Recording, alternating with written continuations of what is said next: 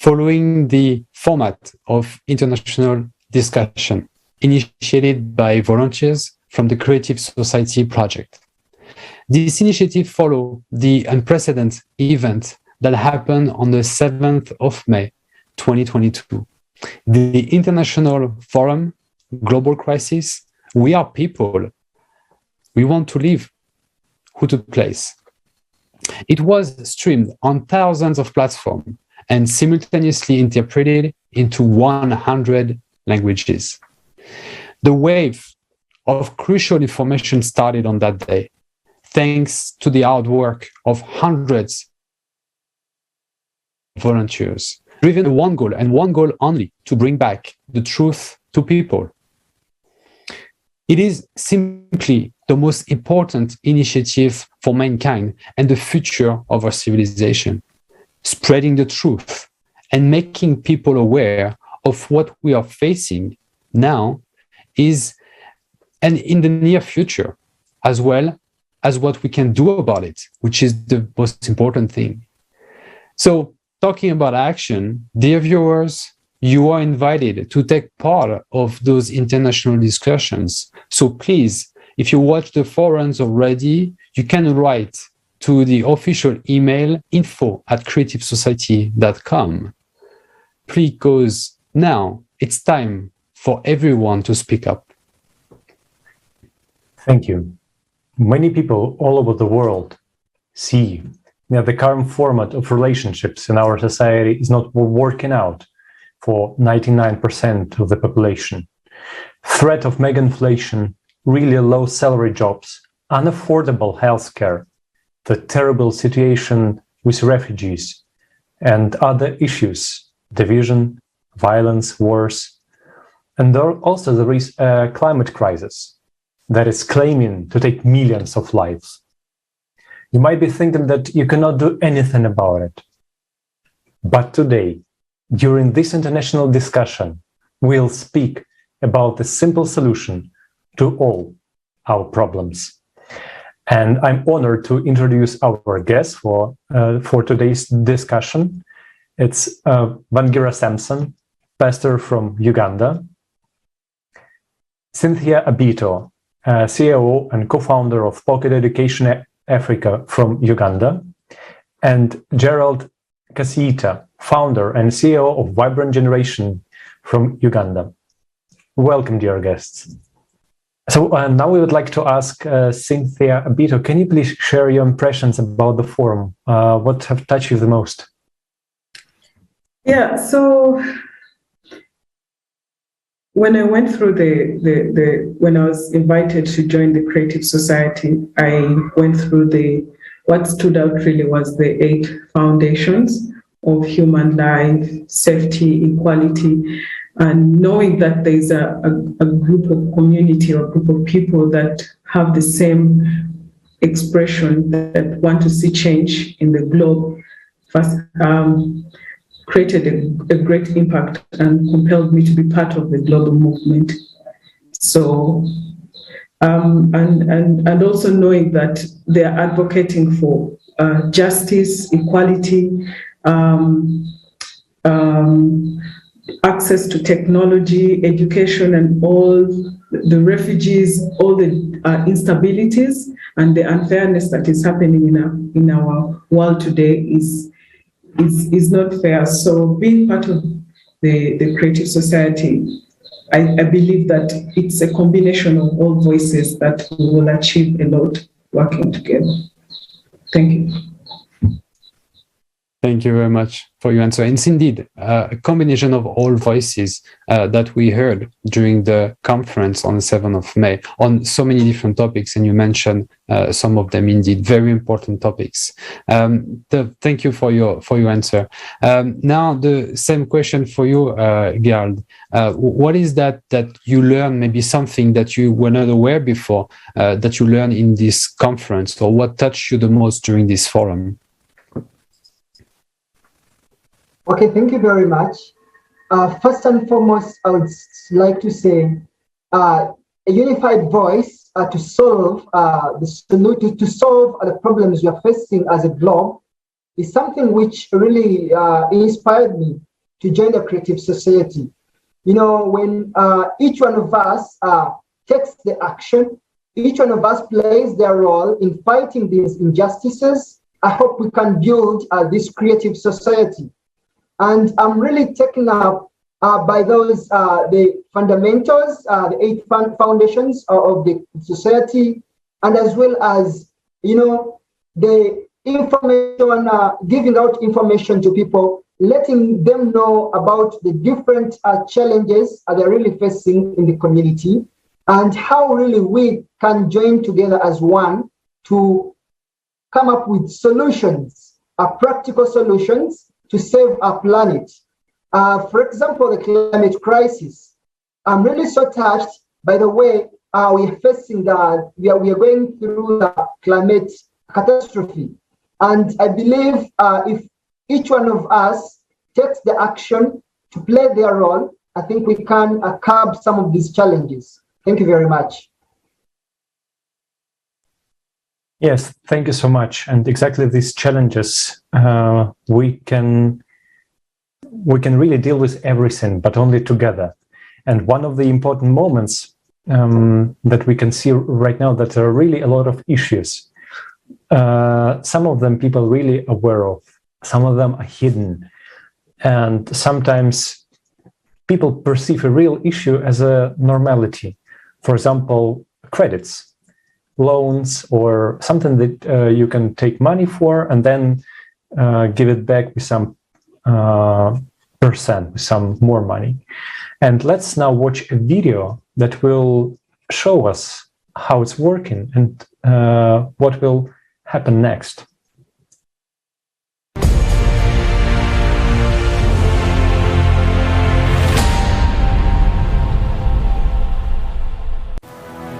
The credit needle. Heavy financial dependence which the whole world has been forcibly hooked on.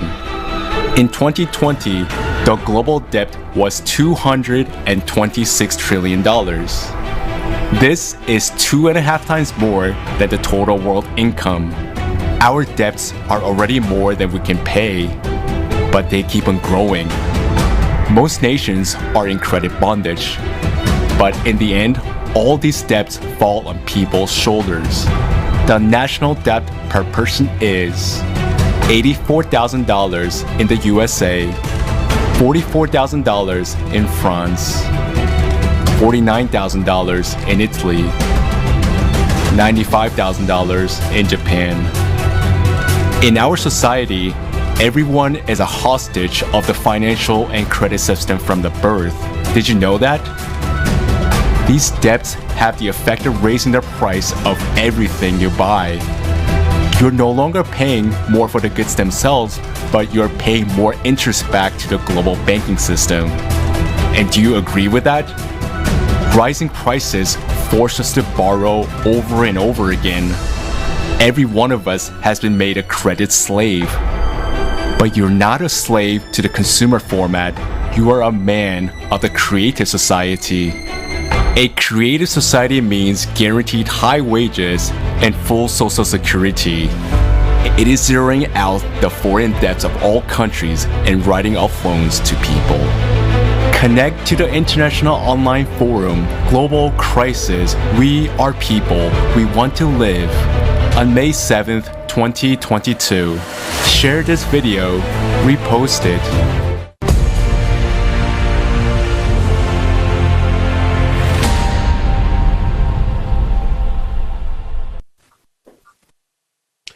So, as we saw, credits is really one of the issue of the consumer format of society. And this video really illustrates some very impressive and scary number that people might not really comprehend or understand, but clearly established into this video. And it helps us to really understand the way that we cannot go forward in this system. There is no way we can reimburse those credits, so the system is not working well. And of course, a solution has been mentioned into this video, which is the creative society, which is what we are here for. what we are trying to build concretely. So what I wanted to do is to give a little bit of an explanation about this creative society. Creative society is basically a society that has been voiced by millions of people all around the world. It took us roughly 10 years to really conduct millions and millions of interviews to be able to really comprehend what are the people want for the future. What is that society that they want to live in? And it's not something that one person created for the rest of humanity. It's really what humanity created for itself. So I wanted to go through the 8th foundation that build this creative society and to really emphasize about all of their importance. So a human is the fundamental unit of society. Humanity is one big family. That's what is creative society. The first foundation is about human life and the fact that it's the highest value. It has to be the highest value. There is no way around. The second foundation is the human freedom. Every human is born with the right to be a human being. Human safety, obviously making sure that in this society, every human is safe to be living in. Transparency and openness of information for all. There is no way the society can be working if that information is not transparent to everybody and at any time. The creative ideology, it's another creative society foundation, as well as the development of personality. The 7th foundation is the justice and equality, and finally the self-governing society. So having re-emphasized about the different foundation of the creative society, I wanted to ask the second question of this discussion to my first guest, Syntiha. What is this structure that we're currently living make you think of, and how do you think we can solve the issue of credit as an example of the problem that we are currently facing? Okay. Thank you for the question. First of all, I think our world has been divided into two. We have the elite, or the ones that really have something, and then we have what we call maybe the unprivileged that don't have the same equal opportunities that we all have. And the division between the two has brought a lot of diversity in our societies, in terms of other people struggling to get access to quality education or clean water, development, equal opportunities in technology. So those differences cause a lot of frictions. The issue of hunger, where we demolished almost all our forests and polluting all our water bodies, and at the same time, we depend on, the world is like an ecosystem where we all depend on each other. So such differences has, I think that the creative society has, and all the voices that come together will be able to solve all these issues.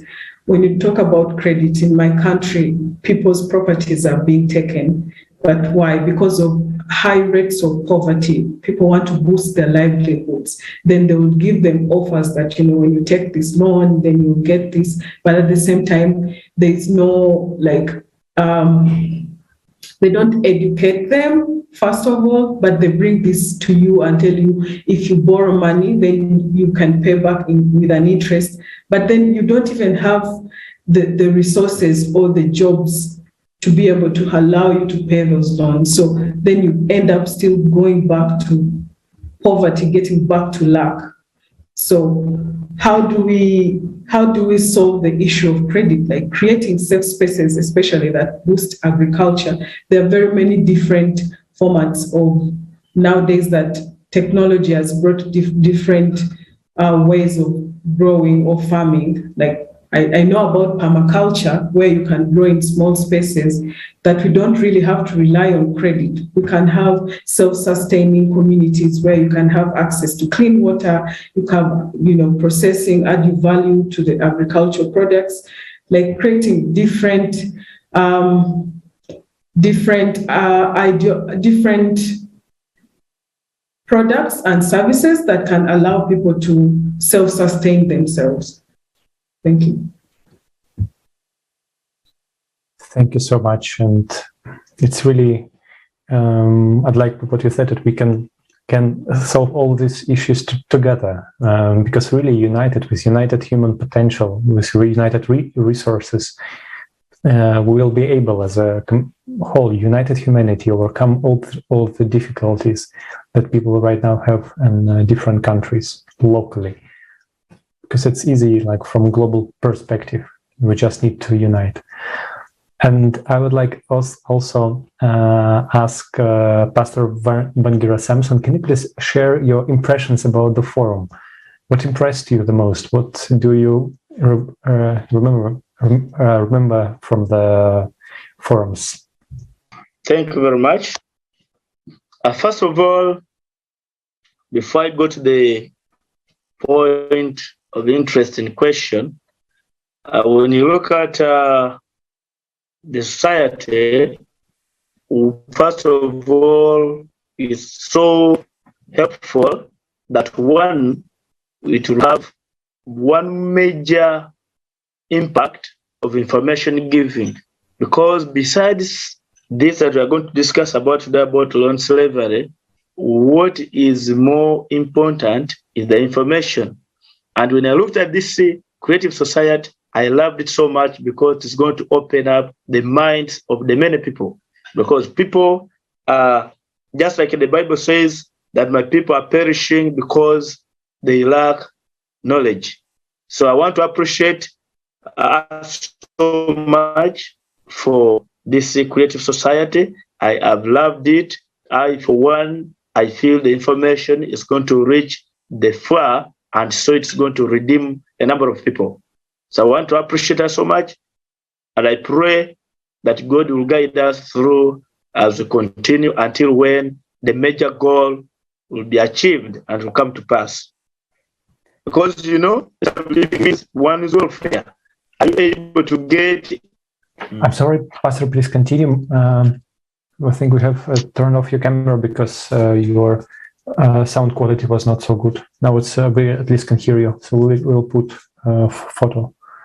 So I was speaking about the problems that are the major challenges, especially affecting people who are suffering from loan slavery, having loans here and there. The standard of living is poor simply because loans alone make somebody pissed off. You don't feel comfortable. You don't feel worthy because wherever you look, you see fear. There's fear because everywhere they're demanding. So people are living under poor standard of living simply because of loan slavery. And when the poor standard of living is experienced, automatically the cost of living becomes high.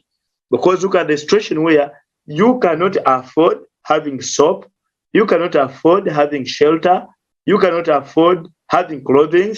You realize that the cost of living is high, even when things are cheap, because now the level of poverty, you are at zero.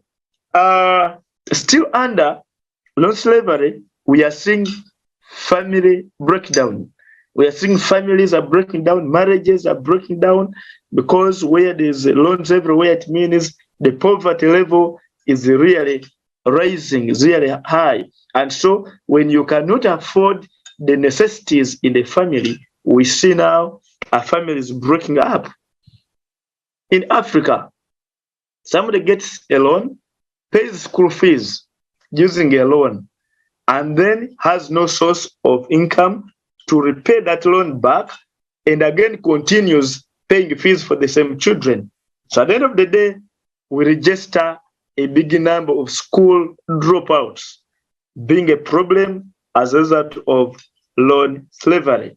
And then look at also loss of property and business. You see, in Africa, for example, in Uganda, when you have to get a loan, let it be from the bank or any kind of money or financial institution, they need what we call security. So in most cases, you put in the security of land or a house or a business. So in case you fail to repay, then automatically they will come and take over your land, your house, or your property. So people are losing a lot simply because of having loans here and there. Yeah. Now, some other challenge also, people lose status. Where you were moving as a, like now us, like me, a pastor, where you're moving as a servant of God, you speak to people. Now, assuming the people you're pastoring in the church are people who are demanding you. you begin thinking small, you see? You lose the status. People stop respecting you. And yourself, you can even lose self-esteem. You feel really you are not worth it. So that's another problem. And so look at also loss of friends. If people who are lending you, people who are demanding you, have been your friends for a long time, what if you fail to pay them? Automatically, you're going to lose them. Hence, a problem. However, I also wanted to briefly talk about what could be the solutions to this. As my colleague spoke about diversification of sectors, for example, going agriculture. When you go agriculture, one, you will produce food for feeding of your family. That's a solution. And then you can sell the surplus that can help you buy like clothes, have shelter, medication, partly education. So that's one of the solutions. And then the major solution, according to me, is first of all identifying why and how was. You identify how you entered into it. You realize that some people enter into loans just by group influence or family influence. Because you want to please your wife, you end up going for a loan to buy better clothes for her, buy a car. So if you can identify the major cause, the cause as to why you entered into loans, once you realize it, you cannot begin dealing with it step by step. And then point number 3, accept to use the available resources to repay the loan you have. Agree with those people who are demanding you instead of borrowing another loan to pay the other one. Be free with them, share with them, and accept to use the smaller resources you have, pay them step by step slowly, and one time you'll get there. And then also lastly, it's better for one to decide not to go for unnecessary loans again. Yeah. So briefly, I want to say thank you. However, as I finish up, I was noting something small down about the causes of loan slavery. Why do people go for these loans? In the summary, one I said, peer pressure, bad peer pressure. This could be family or friends. You look at people driving, you don't know how they earn their money, you don't know how they get their income. You also go because others are driving, because others are eating well. You force yourself to raise the standard. That's one of the causes in Africa, because now I live in Africa. I know what's happening in Africa, like in Uganda. And then to excitement. When you get some money at once, you put it into a bigger investment where it is not enough. Now you look at the project you have started, it is incomplete and the money is over. So people end up going into loans, assuming they will accomplish the project and maybe gain a way of paying back. At the end of the day, they fail to pay back. And then also, we have expectations. You look at what's happening in the world, you say, I expect by next year, this season to have given me a lot of money. So you go and borrow, expecting the garden, for example, to give you a big harvest. And if all goes on wrong, maybe hailstorm and weather changes, when the season becomes poor, you fail to pay the other loan. And then also competition for standard of living. And this one has seriously disturbed the youths and also the women. They want so much to raise the standard, to be at a standard of other people. Somebody of 20 years wants to be at a standard of somebody of 40 years, not seeing the difference, ending up going into loans to dress well, feed well, move well. A misuse of loan money is also yet another problem. You have got a loan, how are you spending that money? If you get a loan, are you spending this money, investing it where it will produce more money to pay the loan and you get a profit. Now, people are not looking at that. People are just getting loans to go and marry. People are getting loans to make powerful businesses. People are getting loans to go for outing. People are getting loans to go for leisure. People are getting loans to drive and see. So misuse of loan money has tied people in loan slavery. Finally, poor business record taking and keeping. People are running businesses without clear recording. So they can't tell whether they are making profits or losses. I think for now, let me end there. And I want to say thank you very much for listening to all that I've been sharing. God bless us as we continue. Great. Thank you very much for your very detailed answer on the topic of credit slavery.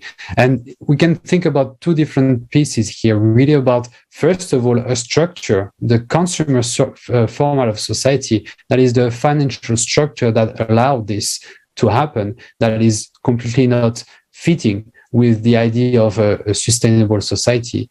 And the other part also is the behavior that you mentioned about people and the way they appreciate money and the way they use money that is not aligned with what a society, a successful society should look like. So it's really on different parts of the spectrum that this issue is very affecting everybody. And by opposition, we can see really how the creative society and the foundation that we talked about could help putting the human as the center of the main value rather than having money, which is exactly what you described. So thank you very much once again for your detailed answer.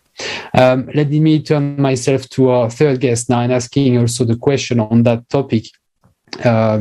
Gerald, can you tell us a little bit more about your vision or your understanding about how this issue affects a lot of people on this earth, and maybe how could be the best way to solve it?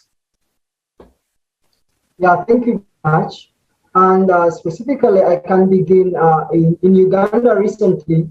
There was about, when we realized that about 70, we are in debt of about 73 trillion.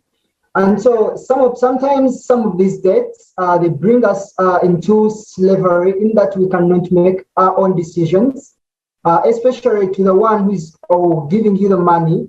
You realize that you cannot really develop any further. And most of the times, when you take up these debts, unless, as my friends have really mentioned most of the things I could say, I just really want to emphasize that for us to control the amount or the debts before we take up the debts, we need to really look at why are we really taking it up. And also, as a creative society, how best, what opportunities can we really provide so that at least as we provide these opportunities, they can be able to help people have a sustainable living. And you realize that African countries, most of them are depending fossil fuel dependent countries. And therefore, when they are more or depending on the fossil fuels, and these are part of the things which are leading to the climate crisis. And where we have the climate crisis, you realize that even the harvest, the water we take, and the food insecurity, the peace and stability are all entangled. So therefore, this is going to lead us into the different other debts.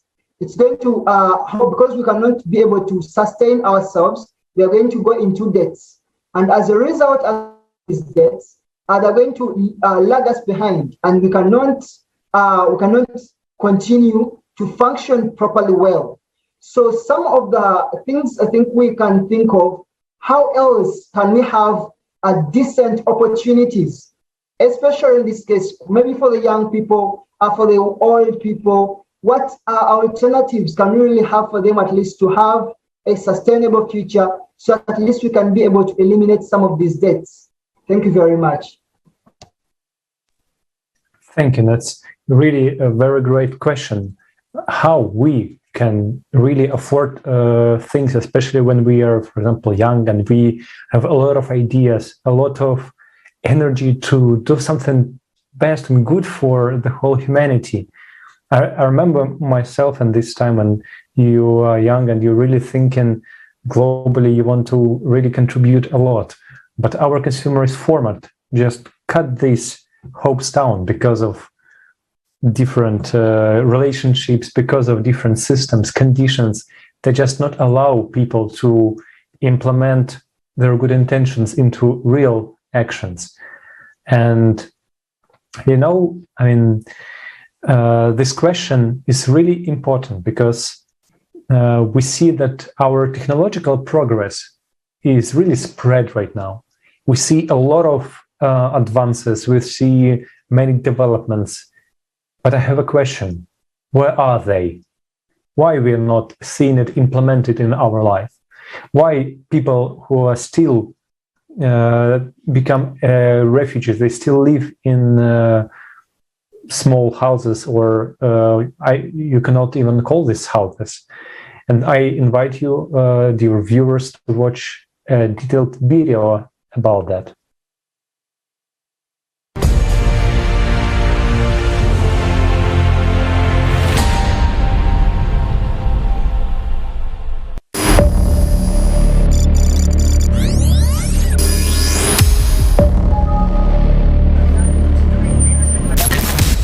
In our civilized world, hundreds of millions of people are homeless. People live on the streets like stray dogs.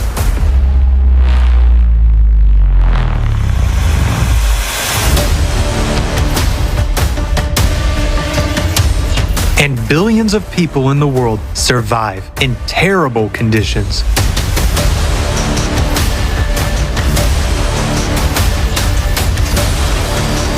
This number is increased by dozens of millions of refugees every year.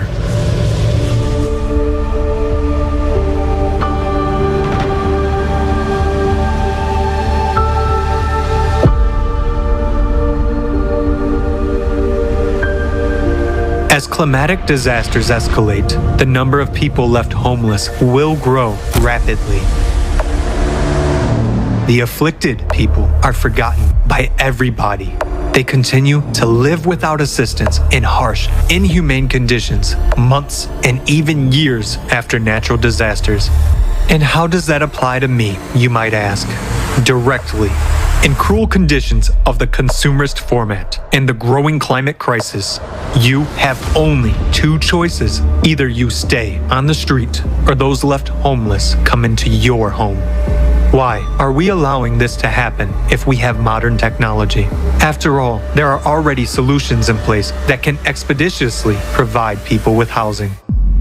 At the beginning of the epidemic in Wuhan, China was able to build a hospital having 1,000 beds in just 10 days, using modular construction technology. A few days later, the building of the second hospital was finished. The construction process could be watched live on TV. Earlier, back in the year 2003, a similar hospital for the treatment of SARS was built in Beijing within only 7 days. In India, a building record was broken in 2012 for a seismically stable 10-story building within 48 hours. And in the year 2021, in China, a 10-story house was erected within only 28 hours and 45 minutes. Small, self-contained modular units had been prefabricated at the factory. After the basic structure was assembled, the specialists installed water and electricity in the building. The high-rise building was finished, fully furnished. In the portfolio of Chinese developers, there is experience of building a 30-story, 5-star hotel within 15 days and a 57-story skyscraper within 19 days.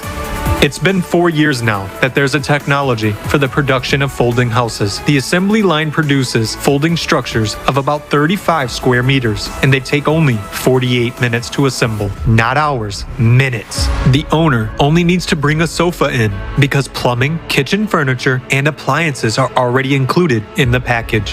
The houses are fireproof, frostproof, waterproof, and resistant to hurricane-strength winds. 3D printing technology allows, in just 1 to 2 days, to build houses of different sizes and a number of stories. The houses are affordable and take only a few weeks to be ready for accommodation. In order to print walls, a 3D printer can use the building materials of the area in which it operates. Those include concrete mix, sand, stone, and even volcanic ash. The houses are earthquake resistant. Back in the year 2014, a Chinese company presented houses built with the help of 3D printing technology at a cost of just a little over £3,000 sterling. A year later, it improved the technology and printed a 5-story house. Such technology could provide housing for all people while preserving their lives and health. But in a consumer society, the first question is not how to save your life, but how to make money off that. In the consumerist format of society, you are left alone with your problems. In fact, nobody cares about you.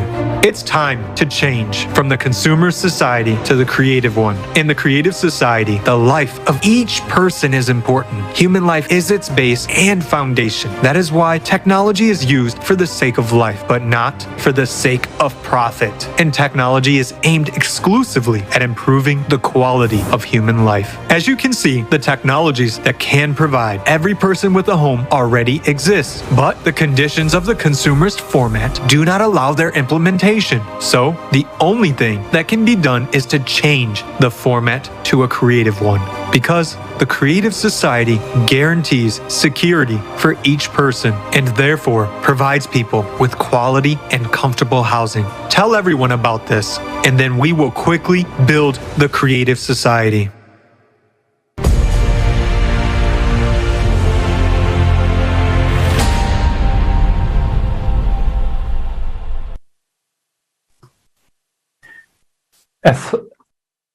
As for me, it's a really great visualization, like a great example, how exactly one can implement everything in creative society when we have not only ideas, but also resources to implement it.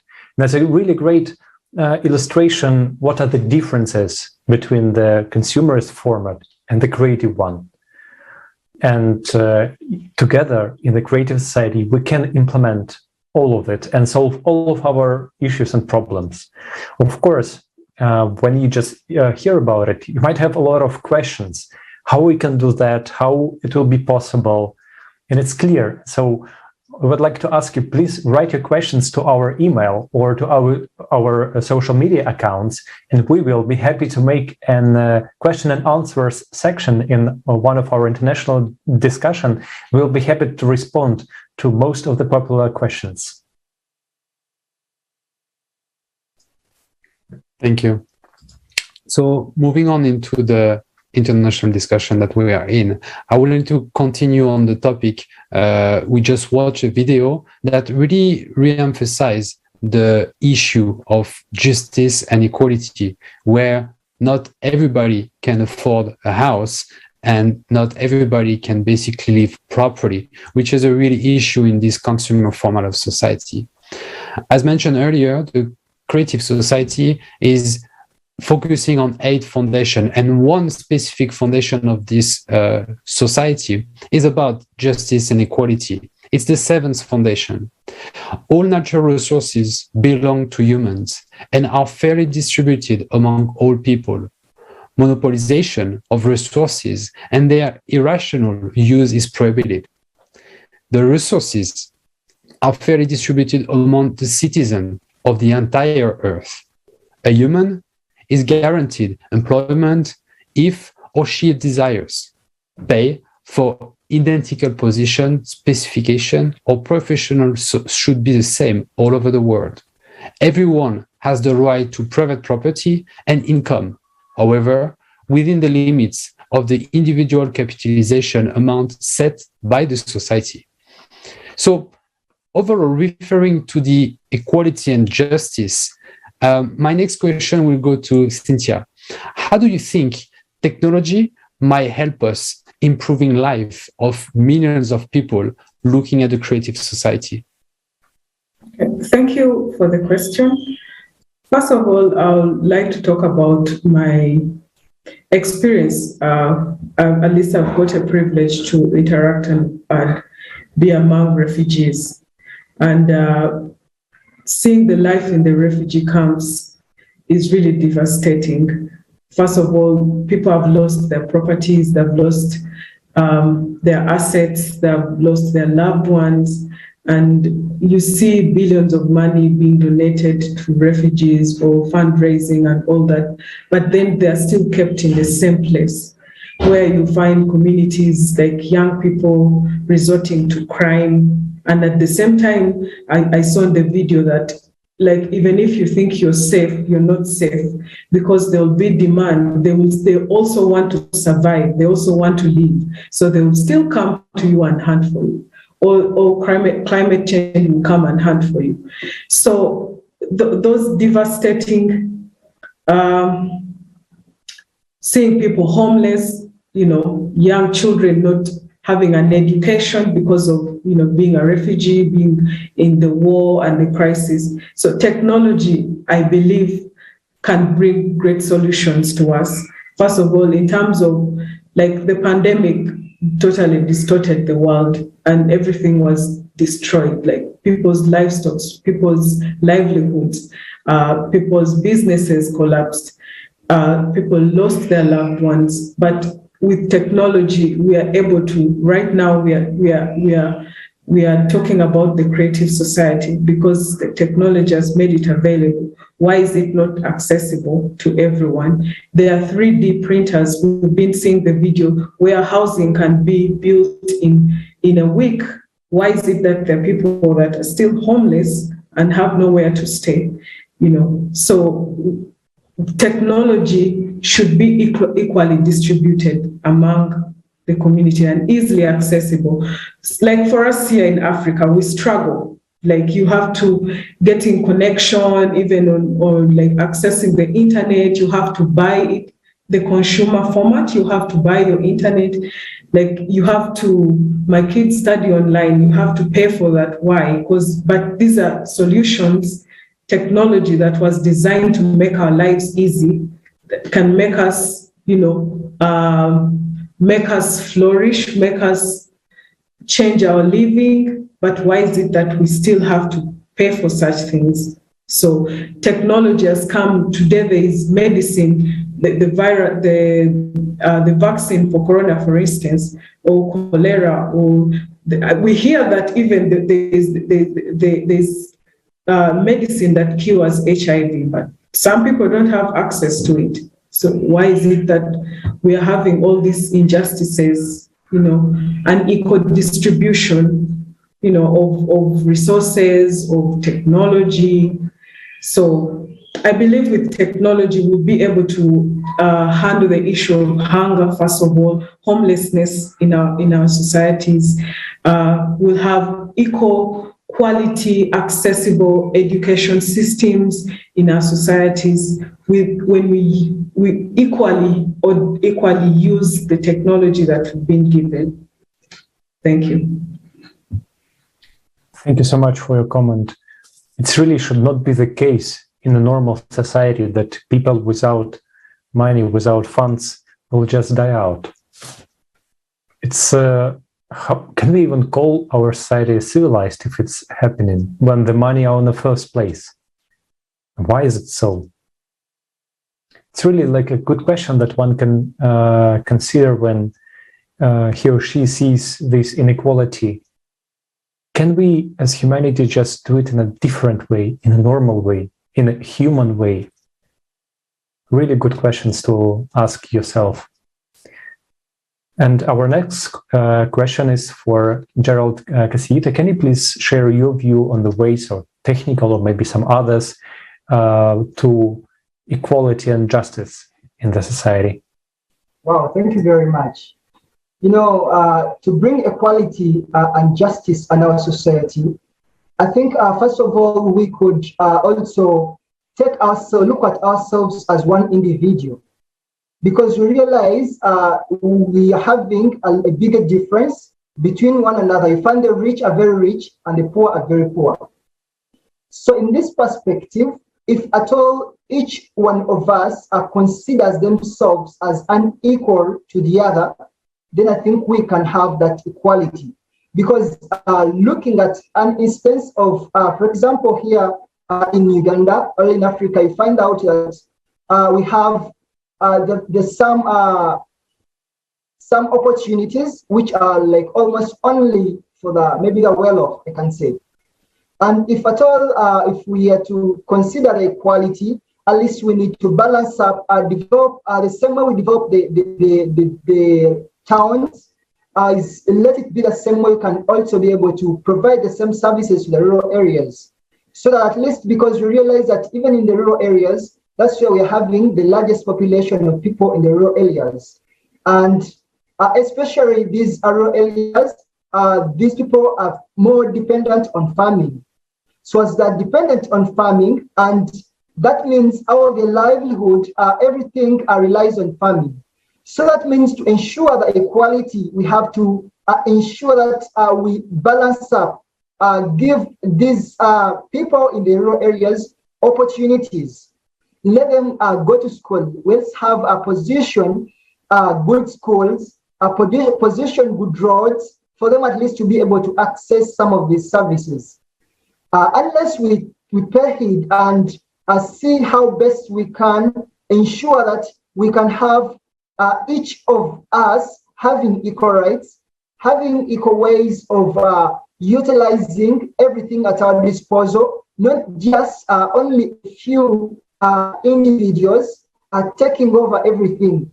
You know, sometimes you find out that there is monopoly in some of the things. We find out that it's only a specific target of people who are only given the opportunity to use some of those resources, which makes everything difficult. But as a creative society, I believe we think of connecting people, giving them the right information, and letting them know that, you know what, each one of us is so important, and each of us has got the ability for everyone to be able to air out their views, for everyone to share, to be able to speak up. Because most of the times what is hindering the equality and the justice is when you keep quiet.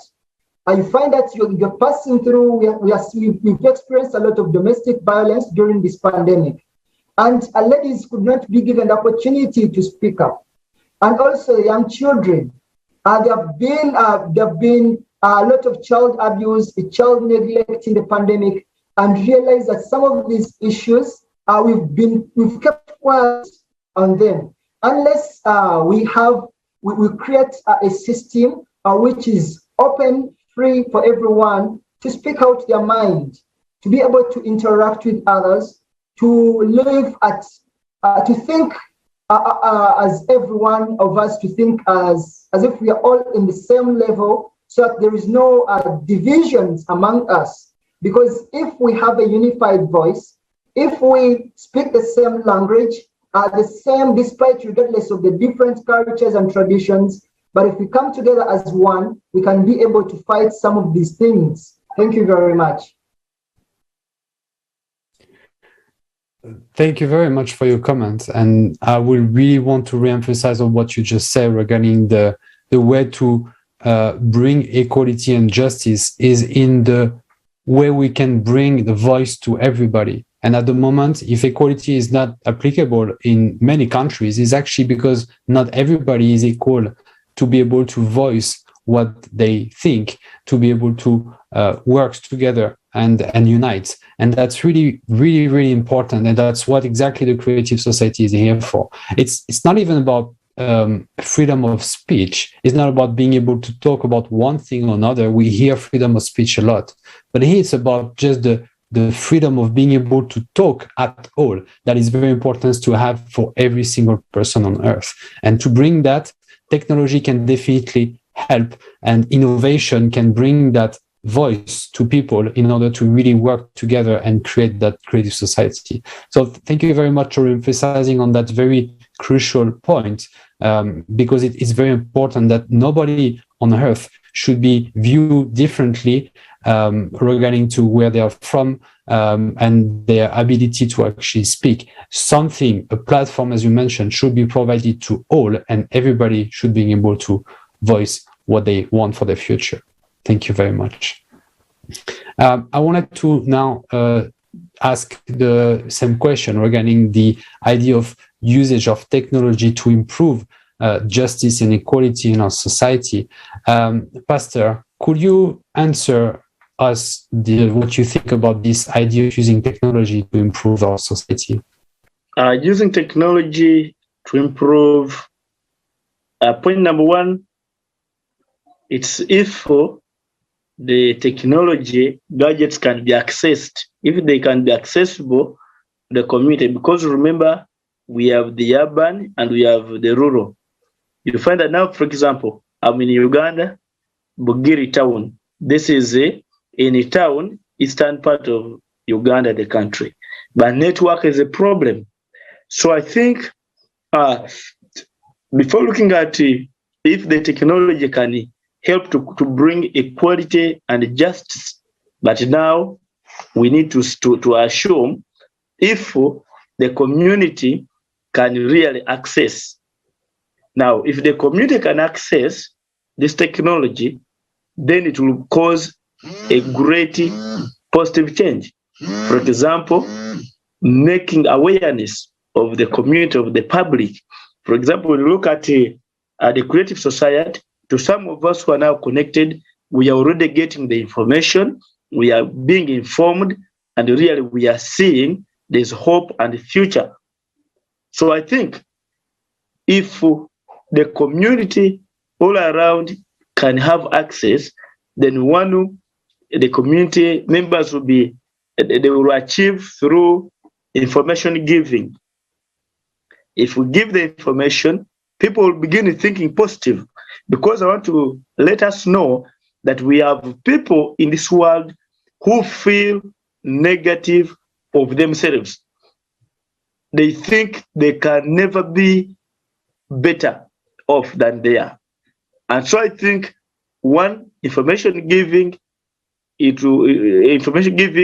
is so profound when it comes to how to help the community. And then point number two, through information giving, people who have the knowledge of how things are done. I don't know whether I've answered well. Thank you very much. Yes, thank you so much. And exactly, technology is allowing us to do really a lot of fun on our current society, and it's also a way of communication, of spreading the information, spreading the ideas. And most importantly for all of us right now is to spread information about the creative society. Spread that we have a solution, we have a way out of these thousands of crises that we see in all of the areas. And it's really also important to talk about how can we share and what can we do. So maybe I would like to ask Gerald, Kasiita, can you please share how one can just share this information about creative society? What shall one do, or can you please elaborate on that? Okay, I think one way how we can really share this information, maybe we could have set up centers in different countries, maybe like some offices, and as well as also utilizing and leveraging the media, and as well as also building on the power of the youth, because we realize that we have got the largest population of people in the continent, in the globe. It's the youth. If we could leverage on the power of the youth, we can be able to have this information passed out. And then also we have to practicality and the practical bits of how we can really translate this information practically, because we really understand more when we have hands-on something. Most of the times, if we just speak about something and we do not have a touch, a feel at it, sometimes may not make much more impact than it would have if we have put the practical implications upon it. Say maybe we could also set up maybe like mini projects under this to different countries, and we have a different personnel following up at least the practical part, as well as also the online sessions, so that at least we can be able to enlarge these sessions. Thank you very much. Yeah, thank you very much for your answer and in detailing actually quite some of the activity that already the volunteers of the Creative Society are doing and even more. And I think the application, going to people and talking to them and spreading that information directly, it's very important in every country. We don't have to do it. Not one country will do it for the other. There is not one population that will build that Creative Society for the other. We really have to do it together at the same moment from all of different places. So very important to your comments. So thank you very much for your answer. I would like to ask the same question to our pastor. And what do you think should be done to really spread that information about the Creative Society? What would you say to people that are maybe knowing the knowledge but not necessarily acting on it? Just like the precurrent speaker, my colleague said, action sounds better. So as we speak about giving information, making people aware, it's better like if we had something like a hands-on. For example, I want to give you some scenario. I happen to work with a project in training youths in how to make candle wax, rewashable sanitary pads. And when we were trying to implement this, I saw many of the youths awakening. You see, most of them were now seeing something that was showing them that there can be a future. Because you see, in Uganda, particularly, poverty has taken over to a greater percentage. So when this project, when we were trying to implement youth how to make liquid soap, there are some who took it up with small resources. They are making and selling, trying to cope up with the situation, earning a living. Candle wax, sanitary pads. So I think as we give the information to the community, we need to have something in our training them on how to live and use the smallest income they can have.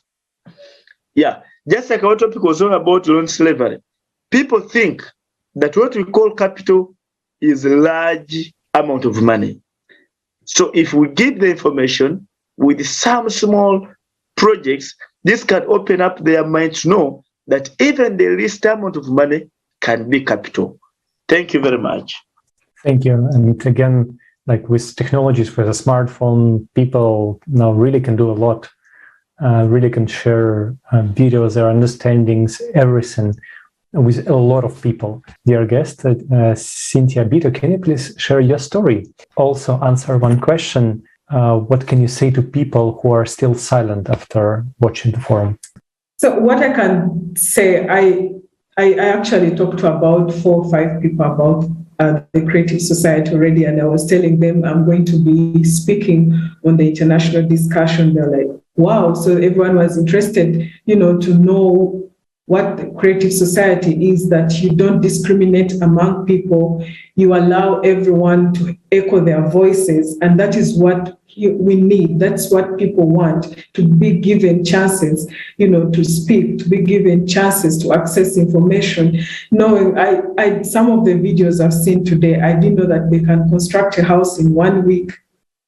There are millions of people out there who don't know. So the Creative Society is a platform where we can all work together as a community, as a society, to change our families, to change our countries, to change the way, people live in terms of accessing resources. So myself, I'll be spreading the word, using my platform to spread the word, to make sure that everyone knows and hears about the Creative Society, that we can all come together actually, and us working together as a team, we can actually change the way we see things happening right now in the world.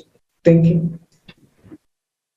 Thank you very much for your very kind words on this action that everybody can have, basically. And really, I think it's all about us knowing what is going on and knowing also what is the solution to get away from our comfort zone and step into maybe the unknown of discussing about a topic that is for future. So we shouldn't be afraid, and we should be actually super excited about bringing such a diversity, as you mentioned, of different ways to everybody that fit with what they use as a media to make sure we can reach as many people and educating them. So thank you very much for your answer on this very crucial question.